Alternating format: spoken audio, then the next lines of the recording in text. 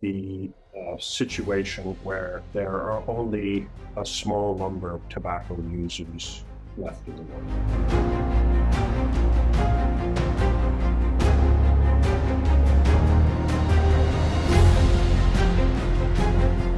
Chris, I love having you come in. This is the second time you've done Yes, this. thanks for having me.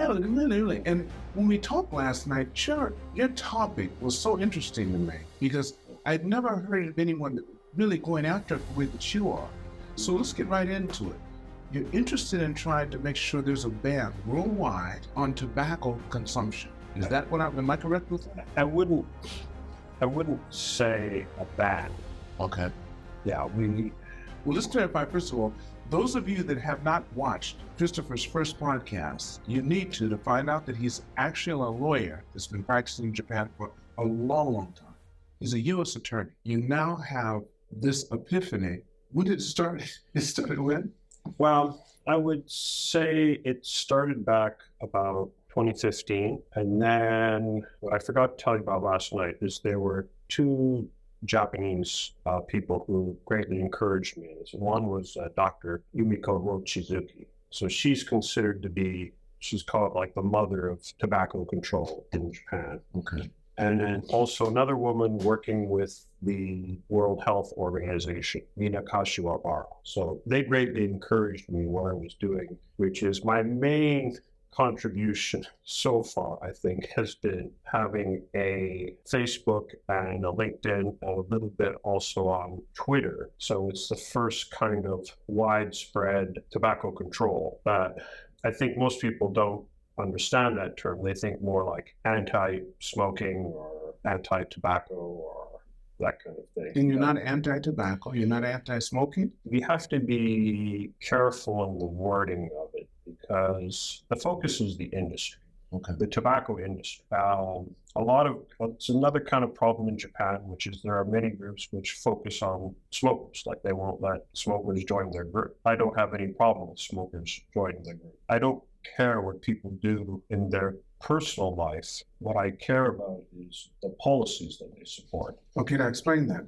So in other words, let me just try to guess what you're saying. You don't mind if someone goes in their home where they're only affecting themselves with their smoking habits. If they were smoking, for example, it does become a problem if they're infringing upon people that are not close to them, related to them for some reason or another. No, what I mean more broadly is the goal to reach, as I said, we don't want to talk about ban because prohibition approach immediately gets a lot of negative reactions. My point would be over time, we reach the situation where there are only a small number of tobacco users left in the world. Okay. And that should be basically voluntary. I don't believe in any punishment on the users. As I said, the focus is to control and minimize the influence of the industry.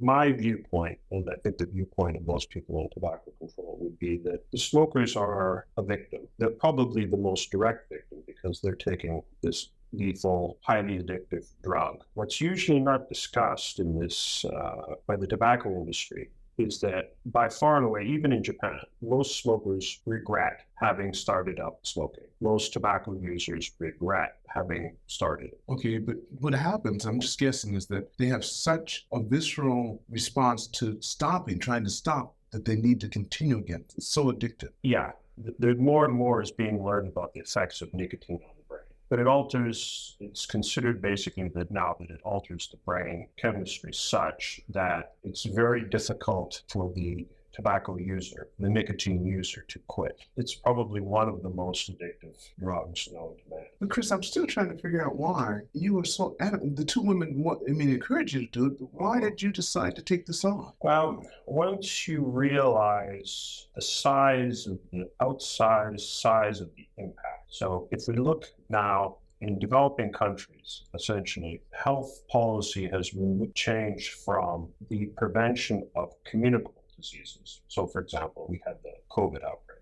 That would be a communicable disease. So that's still still can be important, but generally outside of these pandemics, it's not important. So the shift is towards what's called non-communicable diseases. Among those, tobacco, it's hard to specify because the outcomes are different, let's say, compared to alcohol. But still, the health impact compared to alcohol is probably 5 times at least. In Japan, for example, general estimates are that 150,000 people per year are dying from tobacco-related diseases. That means at the same time, we have a very large number of people who have chronic disease related to tobacco use, like COPD, or what is COPD? Emphysema. Emphysema, okay. Yeah, emphysema, cancer, heart disease. They have reduced mobility, all kinds of side effects, largely affecting the lungs and the cardiovascular system, the heart and the arteries and everything like that. And then on top of it, because this health effect is so massive, there's other effects which are not considered as much. One example, which you probably see, would be litter. Despite all the campaigns from JT to be smoking clean, obvious way to use a cigarette is to smoke it and throw the butt on the ground. The idea of carrying around a mobile ashtray or anything like that it's never going to happen. Even there, that's a huge expense, and it's a very bad pollutant because all the toxins of the tobacco smoke are trapped into that filter. So that filter gets into the water. It can pollute many, many liters of water, just one small filter. It takes quite a long time for it to break down. So it's really one of the key problems for plastic. Another thing largely people are not aware of is there's a lot of nicotine poisoning. Nicotine is one of the most powerful poisons that we know of. The unfortunate thing now is because I guess people tend to smoke more in the game con or out on the balcony or wherever like that. Exactly, yes. So they get like makeshift ashtrays. So instead of using an ashtray, they just pour some water in a pet bottle and drop their butts into there. If they're not careful, the children will get that, they'll drink it, and they will have a severe reaction. It's called nicotine poisoning. Or they just eat the cigarettes. And then what happens then? They have to go to the hospital. Okay, but what does it do? I mean, the poisoning, how does it affect you? What are the effects of that poisoning? What are the effects? The effects, because when they poison, they start vomiting? Yeah, it's a severe, it would be rashes? I think the one thing is because it's a severe stimulant on the heart. I mean, it happens occasionally in very heavy smokers might get nicotine poisoning. And I guess the other one that's kind of obvious is fire. What's happened in the rest of the world, Canada, US, Europe, Australia, is now they have what they call the fire-safe cigarette, more technically called low combustion potential cigarette. So in other words, what they do is they insert very small breaks into the cigarette so that if the smoker drops it or passes out with the lit cigarette, it will not burn all the way to the end. Tobacco companies don't like this because they want the smoker to have the experience where they light the cigarette and it stays lit. So they have to actually relight it. They have to light it again after it's one of the breaks. They may have to. To, unless they really draw on it and create enough heat to go past that barrier. Yeah, so the key thing... I never heard of that. This is the first time hearing about that. It makes a big difference in having smoking as a source of fire. Those other outcomes are very small compared to the massive health outcome. And actually, I think what most people don't realize is, so there's constant ongoing studies of the health effects of tobacco, particularly smoking. And so in the 80s, I guess it was considered that they thought that 1/3 of the people who were smokers would die from smoking-related illness. That was in the 80s? That was in the 80s. Mm-hmm. Now it varies between 1/2 and 2/3. What about, let's go into another area. What about vaping? Because that's with nicotine too, and that would be considered a tobacco source. And a lot of sugar, from what I understand, as well. And people, because now they have the different flavors. And how do you make them have the flavors without putting something in the artificial to make it taste like it's cherry or banana or whatever they're doing. I don't know. Well, I'm not so expert on the vaping because it's not a big phenomenon in Japan. In Japan, vaping is in kind of a gray area because it doesn't have any natural occurring tobacco in it. It's classified as a pharmaceutical. Is that right? Yeah. So basically, the big change that's happening that you might see on the streets is people are smoking what's called heated tobacco products. It's either known by IQOS. Yes. I quit ordinary smoking. It's supposed to be. Is that what it is? That's the acronym. And those are those little. They're not round necessarily. Sometimes they're kind of flat and square, and I see them suck on it. Right. That's what it would be. The overwhelmingly popular one is the IQOS made by Philip Morris. And it has a battery in it, right? Or something. Is electronic? So instead of combustion, they say basically it's heated up so that a vapor arises, a tobacco vapor arises, and the people inhale that vapor. That's the main non-conventional, what we would call novel tobacco product. This is the other problem. This is why also I felt I would get involved is the first time I went to a tobacco conference, basically it's all this jargon because the people it's like people are presenting papers at a scientific conference. Okay. Now, this is pro-tobacco? When you went to the conference? No, this is the first large anti-tobacco conference I went to. It was in Tokyo I think it was in 2016. What I realized was this isn't going to go anywhere because, it's just other doctors talking to other doctors. So basically talking about what? The harmful effects. So it's one paper after another paper. Right. The results of it. Okay. Yeah. And people just went, okay, and now I have that information, but there was nothing actionable taking place. Right. Just information being disseminated. It's solidifying within the healthcare professionals, not limited to doctors obviously, but also pharmacists, dentists, and nurses. Used to be a major problem with nurses is they had a much higher smoking rate than women. I think it went up almost to 20%. So as you might know, in Japan, very few women smoke. There's a social stigma against women smoke. So usually the recorded rates, although I think there's probably not quite accurate because it's relying on self-reporting, but it's below 10 usually, around 7 or 8% of women smoke. Okay, but it's not really...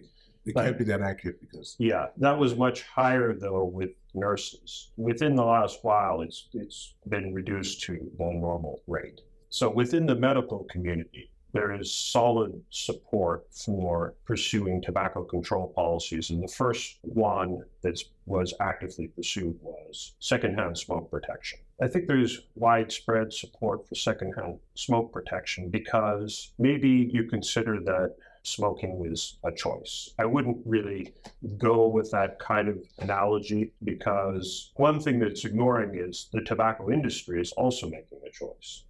They're making the choice to make a highly addictive, lethal product.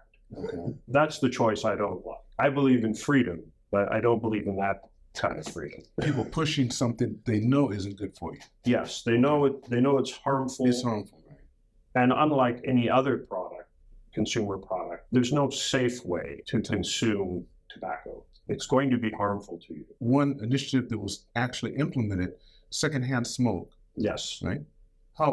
Explain that to me. What was it? What did it cover? Basically, two important initiatives.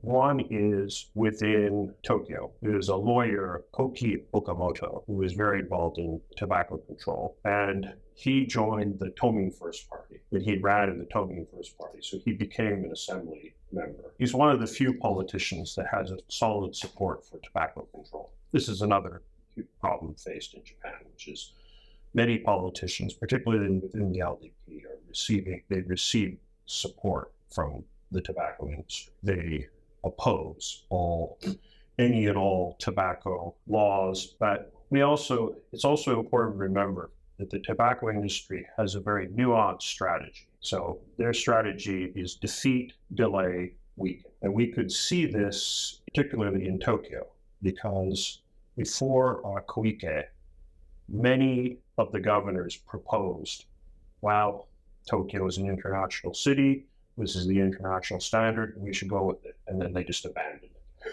Okay. Yeah. So they defeated that. yeah. Okay. Somebody through supporting. I'm assuming, I'm going to assume, but I can't verify. Somebody whispered in your ear. Right. To influence them somewhere. You don't pass that. Make sure it doesn't go through. Yeah. Don't even. It didn't even start go. It wasn't even proposed. Okay. It was discussed. It was discussed, right? Discussed, but never proposed. So Koike was the first in Tokyo to propose it. But even there, we were hoping that there would be a significant secondhand smoke protection ordinance passed in time for the Rugby World Cup, which was in 2019. Something like that, yes. But unfortunately, the first proposal received a heavy backlash. And I think probably the tobacco industry was hoping it would die there. But the second one was more successful because it had a focus on the protection of employees. So instead of saying there needs to be a blanket ban on smoking in buildings, it limited to establishments where there were employees. So that was more successful. Although... And what was it? What was the stipulation? What did it mean? How was it be implemented? The rules. How would it? If I have a bunch of employees, what am I restricted from doing now? The minimum position is there should be smoking only you can provide a smoking room, which I don't really think it's a good measure, but you can provide a smoking room and that has to be used exclusively for smoking. So people can't bring food and drink into that room. There was another loophole for heated tobacco products.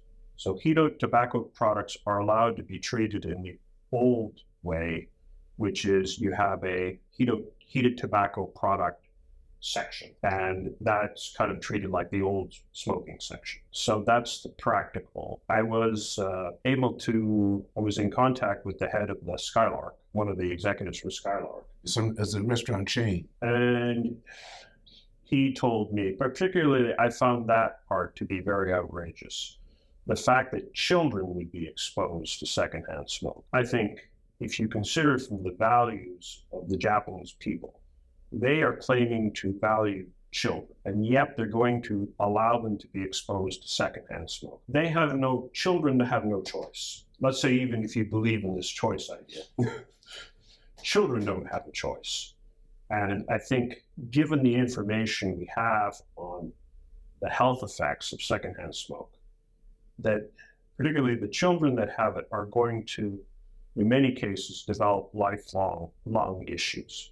They will have particularly asthma for the rest of their life. That was one thing I was very, particularly I felt was completely outrageous. Of course, now the tobacco industry, they always backpedal. So they say, oh no, we never wanted to be children. Oh no. Except that this was a common practice. If you can remember, people could, my friend from Australia was very outraged because he went to a family restaurant. He's with a child. And they said, do you want smoking or non-smoking? He said, am I supposed to take my child? That's what people did. But people did. That's exactly what they did. But I remember those days when they had the section for smoking. It didn't matter because everyone was still affected because there were no barriers. It was just a section. They didn't have barriers then. This is the other difficulty, which is it is practically very difficult to contain. This is the conclusion of air conditioning and other engineers. They have put a paper that basically the only way to keep smoke, the only way to solve the problem, the most effective solution is not to have smoking in the building, period. Because smoke will go anywhere areas. Yes. Yeah, it's hard to contain it. Even it can go, the particles in it can go through, walls. Would assume to be, that appear to be solid, but they're not as solid as you think they are. Exactly. Because you can be in some buildings, you can feel air come through walls. And then there's always the problem, which is, unlike you're containing some kind of toxic matter within a building, but people are going in and out. And they bring it with them. They bring it right with them. Yes. Right? Well, that's the other issue. Well, I remember the days of seeing people come out of smoking rooms, and you could see the trail of smoke right with them. Yeah. Well, that's the other thing. We shouldn't be so easily convinced by the visuals, because the visual smoke is only a small amount of what's been actually produced in the smoke. There are hundreds of toxins, carcinogens within tobacco smoke.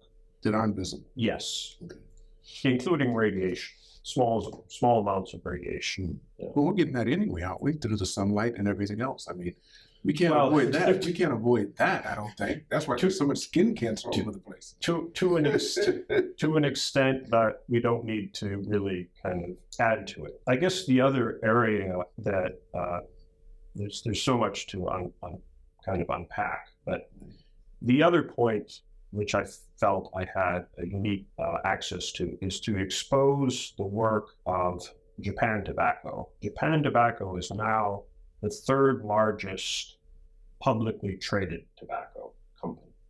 They would be fourth if you included the state monopoly in China, but that's not a publicly traded company.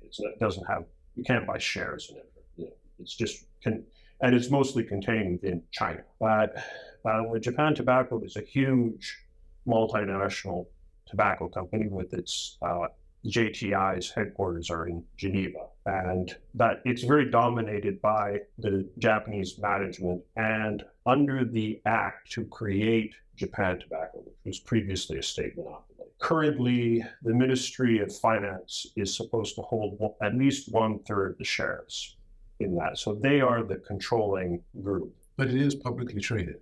It's a publicly traded company. They are the controlling shareholder. This creates all kinds of problems, and I think most Japanese people wouldn't want anything to do with it. But essentially, like all tobacco companies, JT works to defeat health policy all over the world. For example, in Australia, they moved to what's called plain packaging. Australia pioneered this because all other countries were afraid to be sued by the tobacco companies. In Australia, they were sued by, among other tobacco companies, Japan Tobacco, which they appealed it. They went to trade organizations to try to say their argument was it was an expropriation of their intellectual property. So with plain packaging, what it means is you no longer have the nice packages of cigarettes like you have in Japan. And in fact, I would say what they call the power wall is so where all the cigarettes are displayed, like within a convenience store. It's probably one of the most singularly attractive consumer products being sold in that store. And that's called plain packaging? No, plain packaging removes that.